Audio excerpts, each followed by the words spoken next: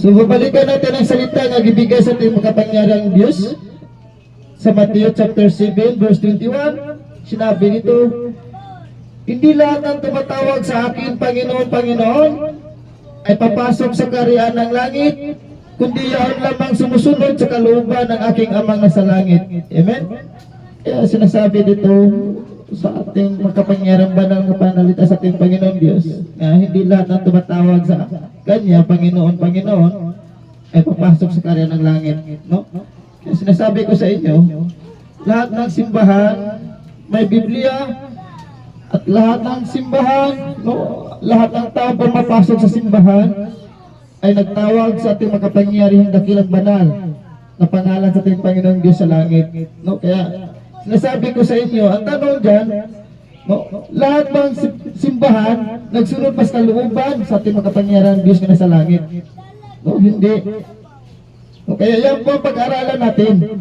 Lahat ng simbahan may Biblia, lahat ng simbahan, ang mga tao ay tumatawag sa ating makapangyarihang dakilang banal sa Panginoong Diyos na nasa langit.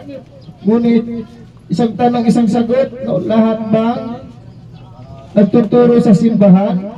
Sila ba ay sumunod sa kalooban ng Diyos? Hindi. Sapagkat may totoong propeta at may bulaang propeta, may totoong sugo at may bulaang sugo. Sa madaling salita, may huwad. Amen. At ang bulaang sugo at ang bulaang propeta kay Satan. Amen. Kaya mag-ingat. Sapagkat ang mga tao iyan, batay sa kapangyarihang banal nga panalita na ibigay sa ating Panginoong Diyos, ipahintulutan po sila na maggamit sa pangalan sa ating Panginoong Diyos upang linlangin nila ang mga tao. At isama nila sa kadagat-dagatang asupring apoy sa impyerno sa pamamagitan ng mga sinungaling. Amen? Kaya babasahin natin dito sa 1 Juan chapter 3 verse 10. 1 Juan chapter 3 verse 10. Sinabi dito sa kanyang sagradong dakilang makapangyarihang banal nga pananalita nagibigay sa ating makapangyarihang Panginoong Diyos na nasa langit sa 1 Juan chapter 3 verse 10. Dito makikilala kung sino ang mga anak ng Diyos at kung sino ang mga anak ng Diablo. Ang sino mang hindi gumagawa ng matuwid at hindi umiibig sa kanyang kapatid ay hindi anak ng Diyos. Maliwanag. Dalawa, anak ng Diyos at anak ng Diablo. Ang sabi sa ating makapangyarang banal nga panalita sa ating Panginoong Diyos sa 1 Juan chapter 3 verse 10, dito makikilala kung sino ang mga anak ng Diyos at kung sino ang mga anak ng Diablo.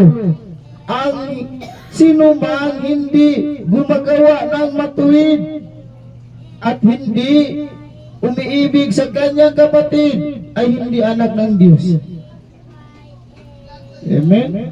Ano po bang ibig sabihin ng matuwid? Kasi parang may marami pang tao hindi nakakaalam sa matuwid. Hindi kayo parang. Totoo nga. Kaya ilagyan ko lang ng parang. So, alisin natin ang parang. Kasi kung lahat ng tao ay nakakaalam sa matuwid, hindi sana sila gumagawa ng masama. Amen? So, ibig sabihin, dahil hindi nila naintindihan ang matuwid, o kaya naintindihan nila pero hindi lang nila ginagawa, dahil ang kailang gusto ang masama, sapagkat ang tagalangit ay tagalangit, ang impyerno taga-impyerno. Amen? Kaya tayo tagalangit, kailangan po tayo marunong magpapakumbaba sa ating makapangyarihang dakilang banal na Panginoong Diyos sa langit. Bilang pagpakilala natin sa ating Panginoong Diyos, kung gaano natin siya kamahal. Pero kung ating Panginoong Diyos na banal, at tatanungin natin, lahat ng tao sa buong daigdig, mahal na, alam niya tayo. Lahat ng tao sa buong sanlibutan, gusto mamahalin sa ating Panginoong Diyos, at lahat ng tao sa buong daigdig ay alam sa ating Panginoong Diyos kung sino ang sa Kanya at ang kung sino kay Satan. Amen? Ang mga anak ng Diyos ay nakikinig sa salita ng Panginoong Diyos at sumunod sa kalooban sa ating Panginoong Diyos. Ngunit ang mga anak ng Diablo, nagtuturo sa simbahan, kalabanin nila ang ating Panginoong Diyos. Babasahin muna natin dito para malalaman natin ang sagradong banal na panalita sa ating Panginoong Diyos nagbibigay niya sa bawat isa sa atin sa 1 Timoteo chapter 4 verse 1 to 3. 1 Timoteo chapter 4 verse 1 to 3. Ito ang sinasabi sa ating dakilang makapangyarihang banal na Panginoong Diyos na sa langit, nagbibigay niya sa bawat isa sa atin sa 1 Timoteo chapter 3, 1 Timoteo chapter 4 verse 1 to 3. Maliwanag ang sinasabi ng Espiritu sa huling panahon. Iiwan ng ilan ang pananampalataya. Susundin nila ang mandarayang Espiritu at ang mga aral ng Diablo dahil sa panlilinlang ng mga sinungaling na ang mga budhi may tatak na pagiging alipin ni Satanas. Ipagbabawal nila ang pag-aasawa at ang ilang uri ng pagkain, mga pagkain nilikha ng Diyos para kainin may pasasalamat ng mga sumasampalataya at lubos na nakauunawa ng katotohanan. Amen? So ang palatandaan pala sa mga anak ni Satan, no, sa ibang anak ni Satan. No, kasi marami ang palatandaan dyan eh, magkabat ibang relihiyon. Ipagbabawal nila ang pag-asawa. Sino yun? No? Bawal ang pare mag-asawa sa madre. Bawal ang madre mag-asawa sa pare. Eh, how come pa kaya kung hindi madre? No? Ang pare, ipagbabawal na pag-asawa sa babae, mamadre man o hindi. Ganon din ang madre, pagbabawal na pag-asawa sa lalaki, mapare man o hindi. No? Kaya ang palatandaan nila, sabi dito, sa 1 Timoteo chapter 4, no? Verse 1, 2, and 3, mga gurong bulaan. No? Nakalagay dito, mga gurong bulaan, mga nagtuturo sa loob ng simbahan nga kay Satan. No. Sila din pahintulutan sa ating Panginoong Diyos nga gagamitin lang ang pangalan sa ating Panginoong Diyos para ang mga tao nilang isama na sa impyerno. No. Sapagkat nakalagay sa Biblia ang lahat ng pangalan na nakalagay sa aklat na buhay na tagalangit, ni kahit kailanman hindi po na matatay ni Satanas. Sapagkat ang ating pangalan ay tagalangit. Pero kung ang pangalan ng masasamang tao na hindi nakasulat sa aklat ng buhay para ikasama sa kanilang langit, yan ang pang matatangay sa kawas ng Panginoong Diyos. At sila din ay may sariling simbahan. No? Ang ating Panginoong Diyos, naggawa din silang pamaraan para sambahin natin ang pangalan sa ating Panginoong Diyos. Ganon din ang kaaway. No? Naggawa din ng paraan ng kaaway para sambahin nila ang kaaway sa ating Panginoong Diyos. Sapagkat sila taga-impyerno. Amen? Kaya pagdating ng debate, mapapahiyas na dito sa pare. Itong salitang ito, gitakpan ito sa pare nga si Paul Alima, gitakpan ito sa pare nga si Darwin. Kapag ipalabas na ito, maraming mga membro sa Roman Catholic maglabasan dyan. No, mga matay na lang ang mga tao dyan sa Roman Catholic, no, ninuno sa ninuno, kailanman, hindi lang ito ipalabas.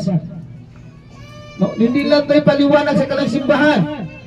Nga gisabi dito sa 1 Timoteo chapter 4 verse 1 to 3, no, mga gurong bulaan, maliwanag ang sinasabi ng Espiritu sa huling panahon, iiwan ng ilan ang pananampalataya, susundin nila ang mandarayang Espiritu at ang mga aral ng Diablo.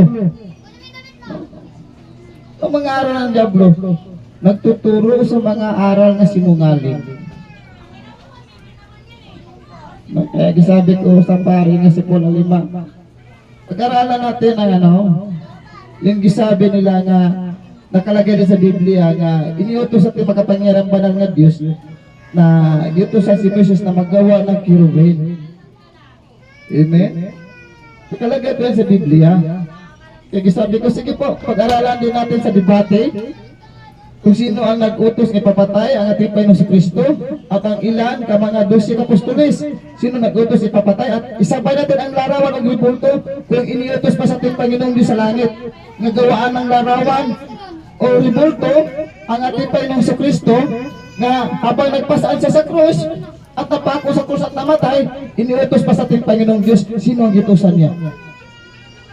Sinong propeta? Kasi ang giutosan sa ating Panginoong Diyos na magawa ng kirubin si Moises. Ngayon naman, tanungin natin ang mga pare. Iniutos pa sa ating Panginoong Diyos na matapos patayin ang ating Panginoong Kristo sa mga ninunod yung mga pare, ay gawa niyo sa ng larawan ng ribulto na nakapako sa krus o nagpasaan sa krus. Sino ang giutosan nila? Ay sino ang giutosan sa ating Panginoong Diyos?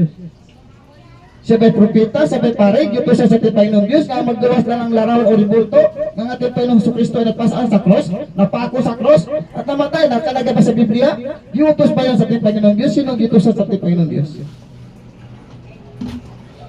Mapapahiya po ang pare dyan. Lahat ng pare mapapahiya.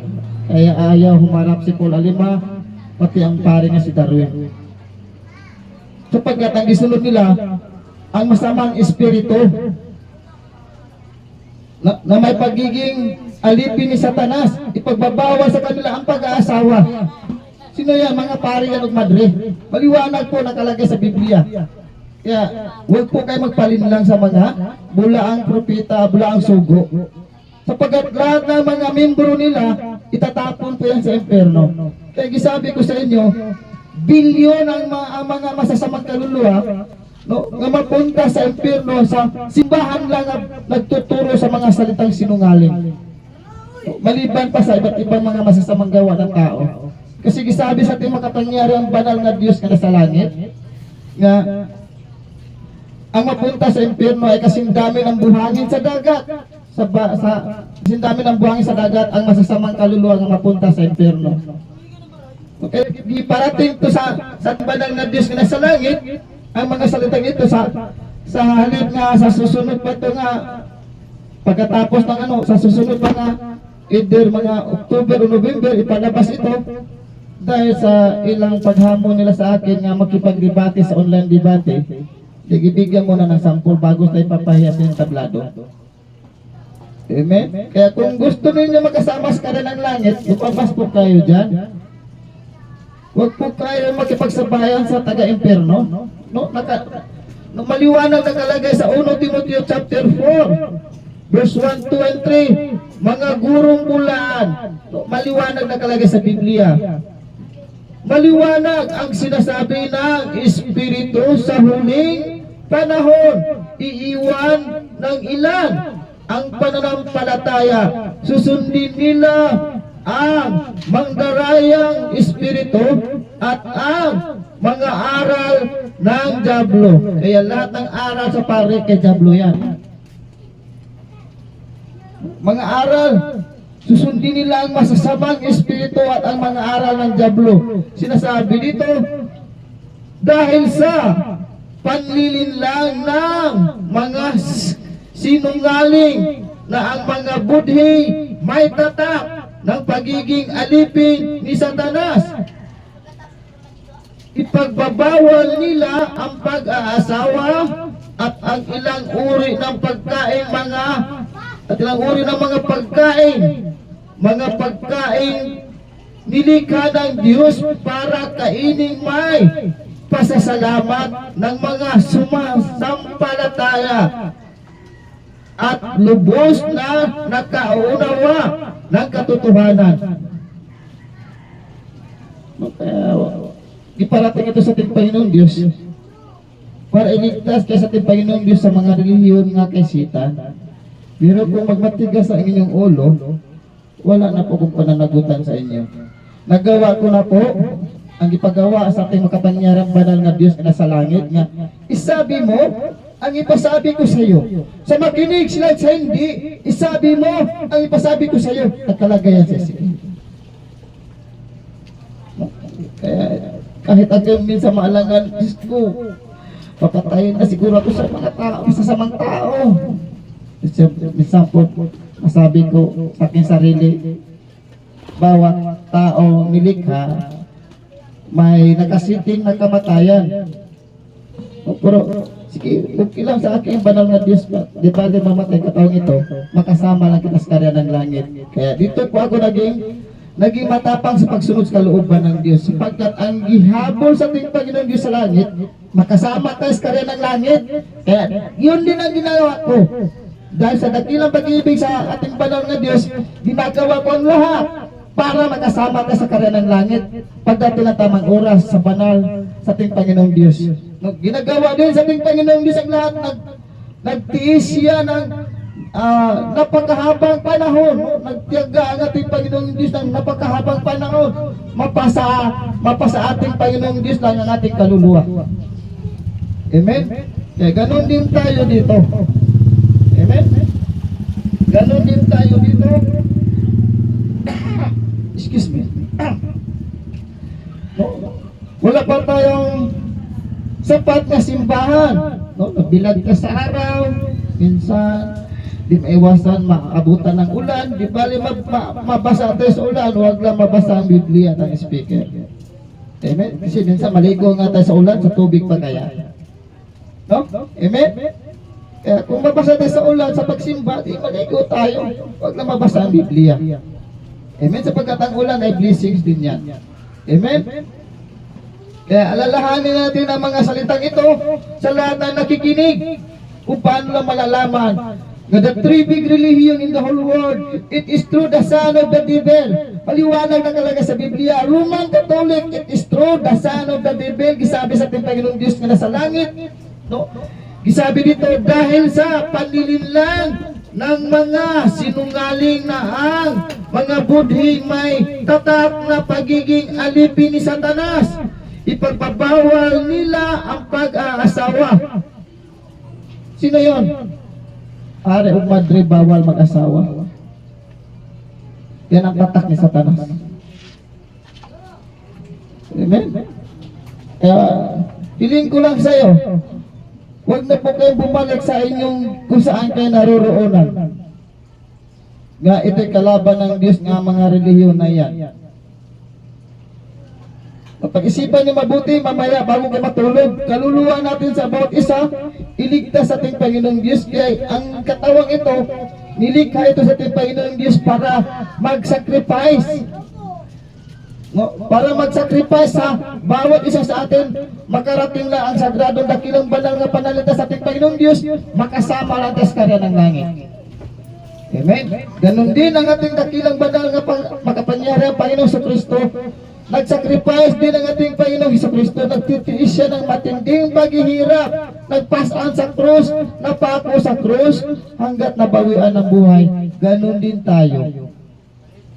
Kung paano nagtitiis ang ating makapangyarang banal na Panginoong Jesucristo na siyang lumikha ng langit at lupa, no, para tayo makasama sa karya ng langit, ganon din ang gagawin natin. Kahit init, sige pastor, ano natin dito para di ka mainitan.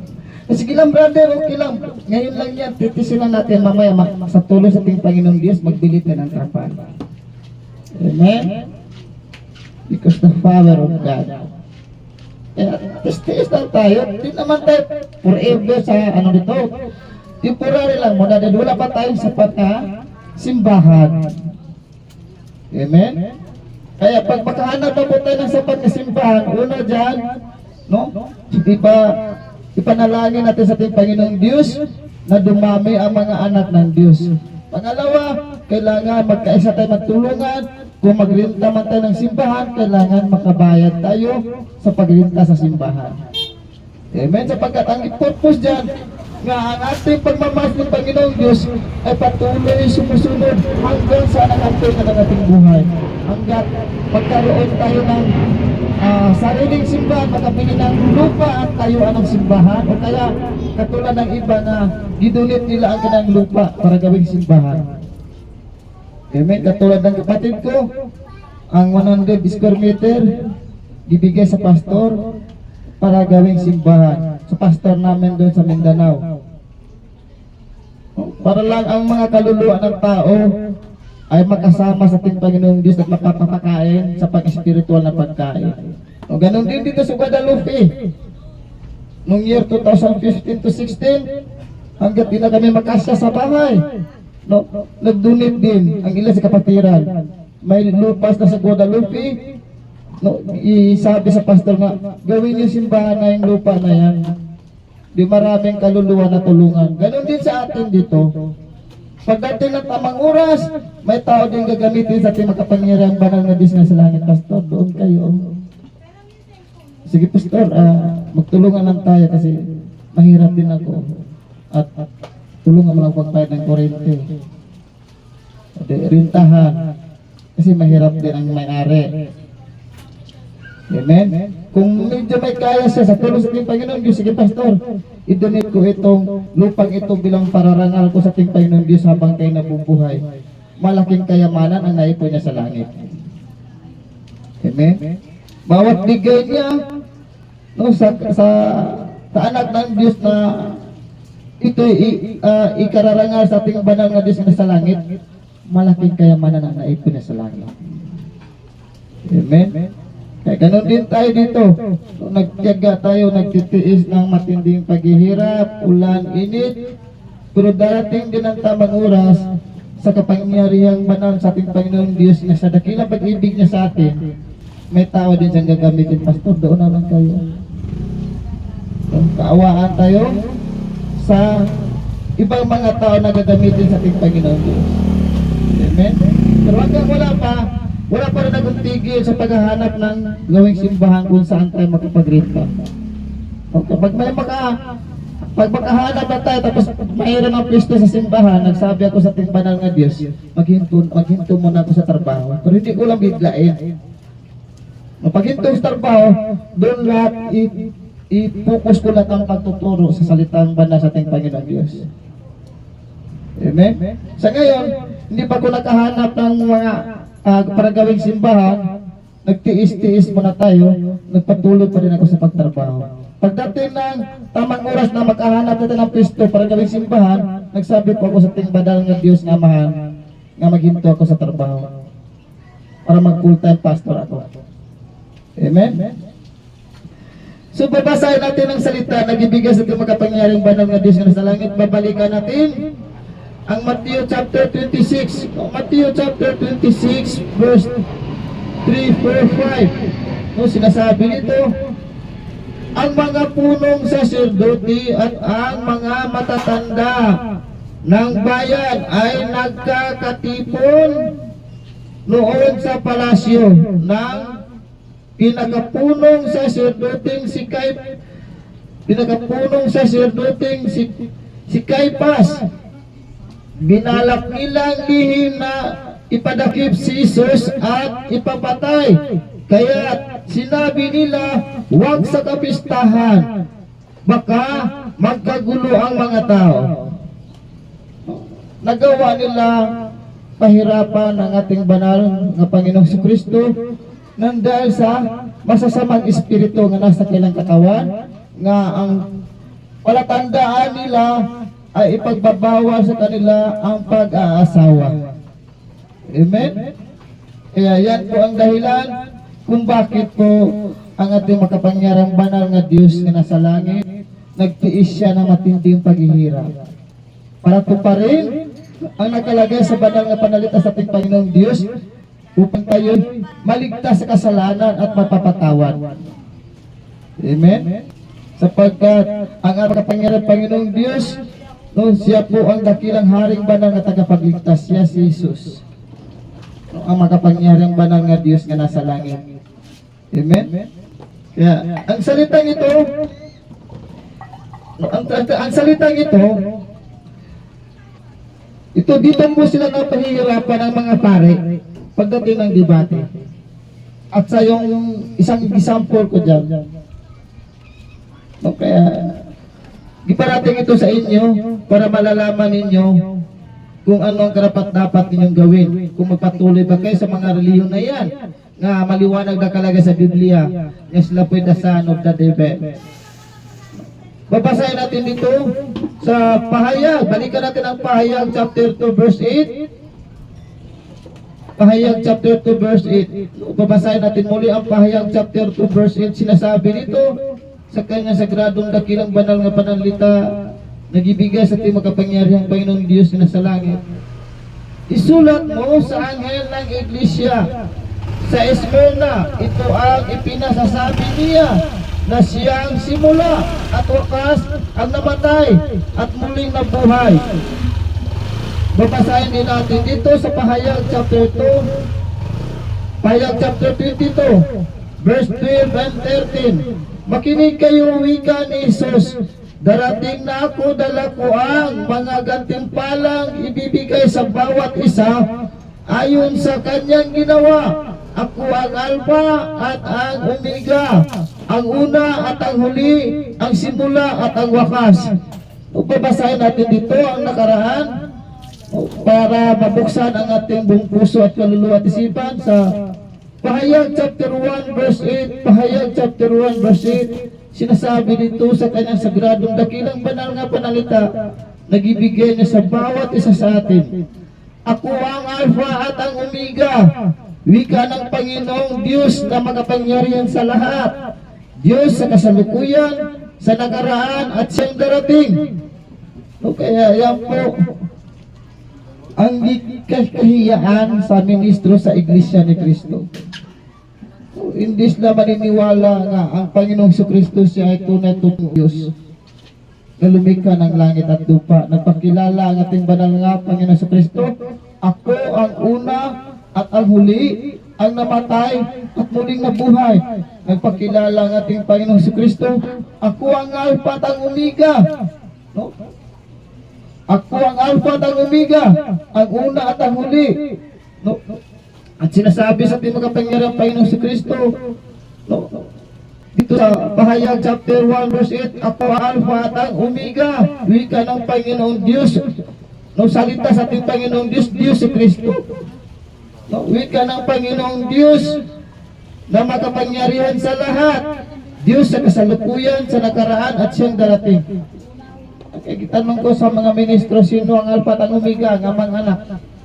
Napapahiya sila dahil ayaw nilang maniniwala nga ang ating Panginoong Kristo ay tunay totoong Diyos. Kaya sabi ito sa 1 Corinto chapter 4 verse 4 and 6. 1 Corinto chapter 4 verse 4 and 6. Sinabi dito sa kanyang sagradong dakilang banal nga pananalita, nagibigay sa ating dakilang makapangyarihang Panginoong Diyos na sa langit. Sa 1 Corinto chapter 4 verse 4 and 6.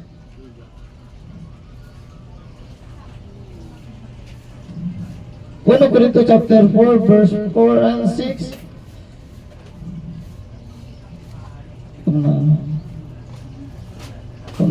Ikalawang Corinto chapter 4.